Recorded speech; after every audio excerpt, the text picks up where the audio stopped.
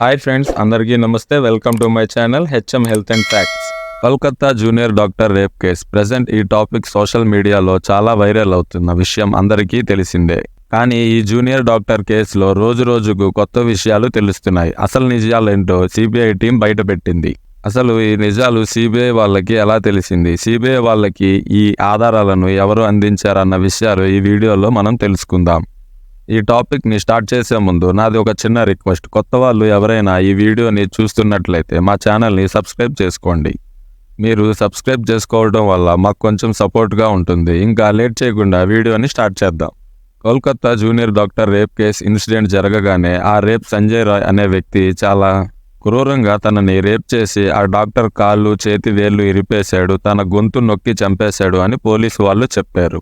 కానీ ఈ junior doctor పనిచేస్తున్న ఆర్జీకర్ మెడికల్ కాలేజ్ ప్రిన్సిపల్ అయిన సందీప్ ఘోష్ అది ఒక సూసైడ్ అని జూనియర్ డాక్టర్ వాళ్ళ పేరెంట్స్తో చెప్పాడు. వాళ్ళ పేరెంట్స్ తన బాడీని చూశాక అది సూసైడ్ కాదు, మర్డర్ చేసి ఉంటారు అని డౌట్ వచ్చి పోలీస్ కేసు పెట్టడంతో ఈ కేసు బయటికి వచ్చింది.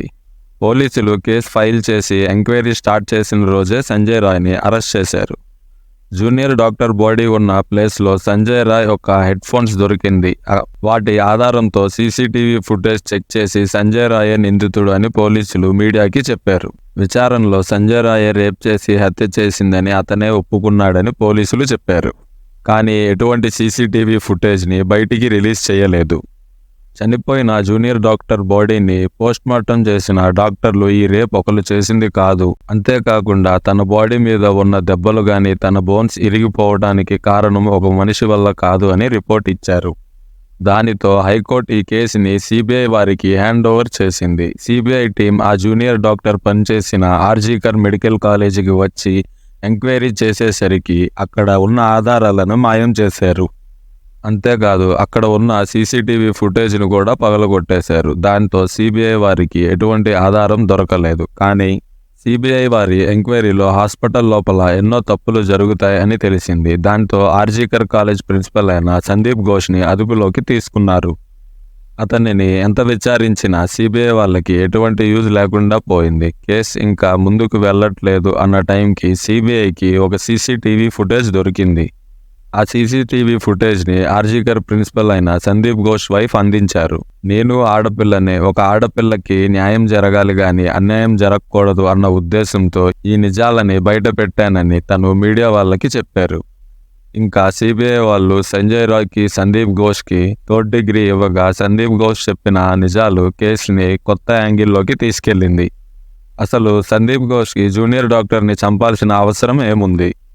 ఆర్జీకర్ మెడికల్ అండ్ కాలేజ్లో చాలా తప్పులు జరిగేవి అని అక్కడ ఉన్న చాలా మంది జూనియర్ డాక్టర్లకి తెలుసు. కాలేజీలో జరుగుతున్న తప్పులని బయట పెట్టడానికి ఇంతకు ముందు కూడా ఎంతో మంది డాక్టర్లు ప్రయత్నించారు. కానీ ఎవరి వల్ల కుదరలేదు. కొంతమంది సూసైడ్ కూడా చేసుకున్నారు. అవి కూడా మర్డర్స్ ఏమో అన్న డౌట్ కూడా వస్తున్నాయి. అసలు ఆర్జీకర్ కాలేజ్లో ఎటువంటి క్రైమ్స్ జరిగేవంటే చనిపోయిన వాళ్ళ బాడీలో ఉన్న పార్ట్స్ని అమ్ముకోవటం, హాస్పిటల్లో ఉన్న రూమ్స్లో సెక్స్ వీడియోస్ చేసుకోవటానికి పర్మిషన్ ఇచ్చేవారు. అంతేకాదు ఇంకా బయటికి రాకుండా అసలు జనాలకి తెలియని ఎన్నో తప్పులు అక్కడ జరిగేవి అని అంటారు. ఆర్జీకర్ కాలేజ్ ప్రిన్సిపల్ సందీప్ ఘోష్ డబ్బుల కోసం ఏమైనా చేస్తాడు అని, అసలు తను డాక్టర్ ఎలా అయ్యాడో కూడా తెలియదు అని అక్కడ పనిచేసే వాళ్ళు చెప్పారు.